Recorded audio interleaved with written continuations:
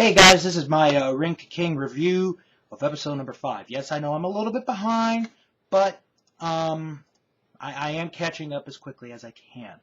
So let me go into the review of the episode that first aired on February 11th, 2012.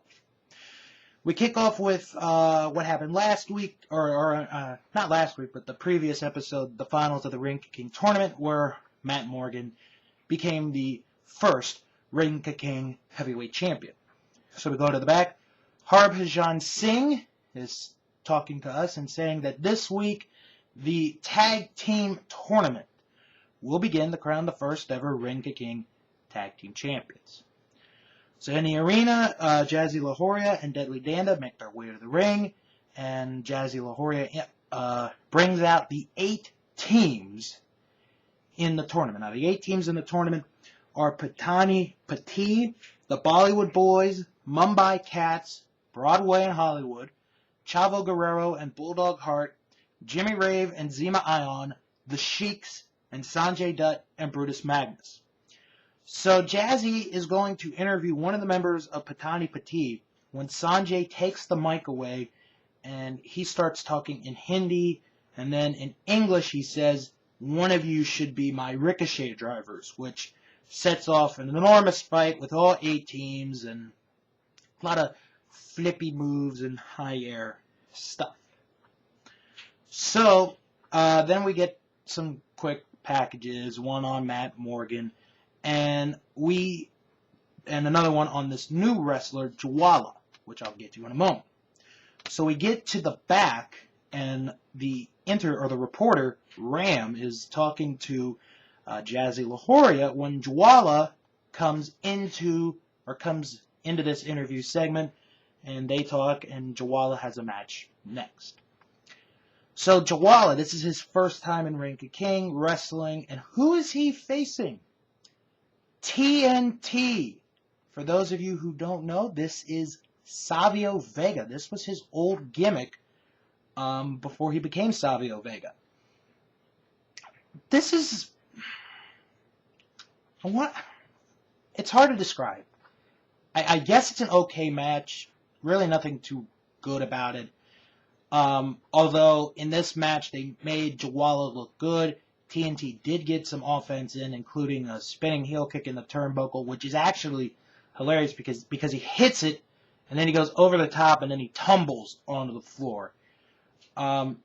So the match ends with Jawala getting the Asiatic spike, the thumb, right into the throat of TNT.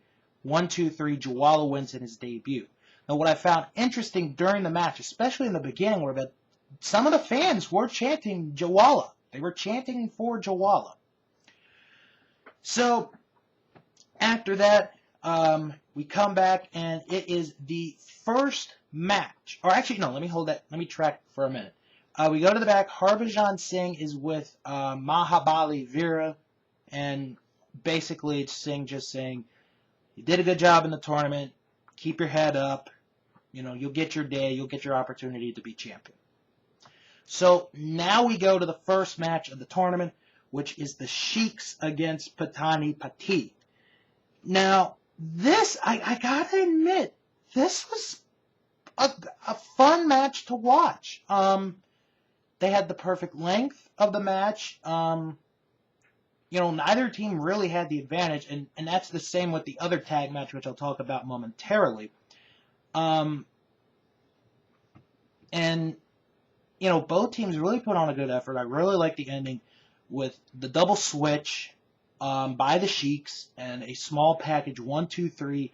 The Sheiks advance into the tournament, so they are now in the semifinals. Now, I do want to backtrack a moment because I did forget one important part. Sanjay Dutt was on the phone with the boss, and then Brutus Magnus was on the phone, and he was like, "Well, yes, we lost the singles title, but don't worry, we're in the tag team tournament, we're gonna win the tournament, and then we're gonna take control of Ring King." Meanwhile, Scott Steiner's walking behind him, and he just loses, and he's like, "I can't have it! I'm gonna beat up all the, give me Vera, give me Max P, give me all the Indian people, I hate them all!" typical racist stuff. So anyway, back to the current. And the commentators talk about the situation that happened with American Adonis and the little guy that I talked about in the last two reviews.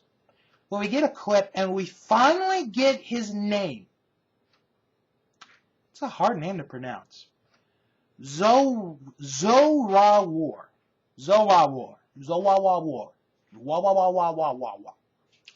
So he's talking to Ram in the back, and he's trying to get into the building, but that's just not going to happen.